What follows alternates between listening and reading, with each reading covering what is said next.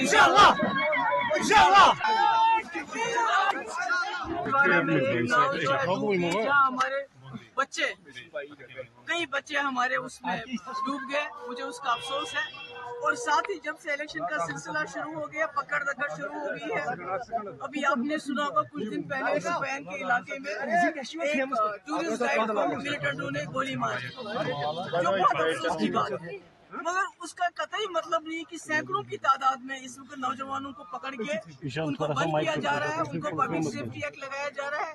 ये खाली पुलवामा या शोपियां डिस्ट्रिक्ट की बात नहीं है, पूरी वादी में पकड़ दकड़ का माहौल शुरू हो गया। अगर एक तरफ से इलेक्शन कहते हैं कि सब कुछ ठीक ठाक है, तो दूसरी तरफ से पकड़ दकड़ क्यों है?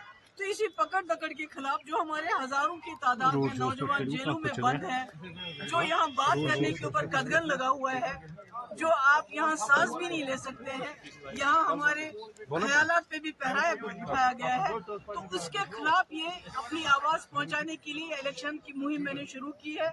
मेरे साथ वही है जो आपको पता है कि इसने सब कुछ सहा है, पिछले 3-4 साल में इसने क्या नहीं सहा है।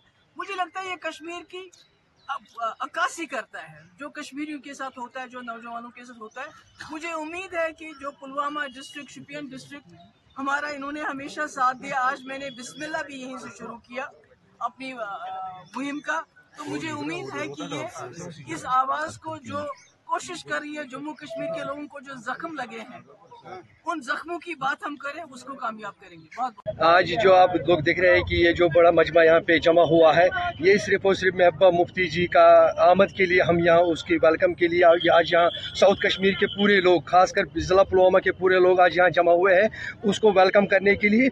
आज उसकी कैंपेनिंग का पहला दिन है और हम साउथ कश्मीर से सारे नौजवान उसके सपोर्ट में हैं और उसके साथ में हैं और उसकी कैंपेनिंग में घर घर जाएंगे, रोड जाएंगे और ये रोड शो आज इसीलिए मुनक्कद किया गया है। हमारे लिए आज महबूबा जी की जो साउथ कश्मीर की पार्लियामेंट कॉन्स्टिट्यूंसी है, क्योंकि वो पुलवामा शोपियां से शुरू होती है और रजौरी में पुंछ में ख़त्म होती है, ये पहला फॉर्मल कैंपेन उनका आज किक ऑफ होने जा रहा है और काफ़ी नौजवान यहाँ पे आए हैं उनको रिसीव करने के लिए, वार्म वेलकम देने के लिए। हम चाहते हैं कि जो जम्मू कश्मीर की आवाज़ है पिछले 5 सालों में हमने देखा वो दबी रही, तो महबूबा जी ने वाहिद एक लीडर जो कंटिन्यूसली और उनकी पार्टी ने, उनके काडर ने बात की। हम चाहते हैं ये आवाज़ पार्लियामेंट में पहुँचे, हिंदुस्तान के सबसे बड़े ऐवान में पहुँचे।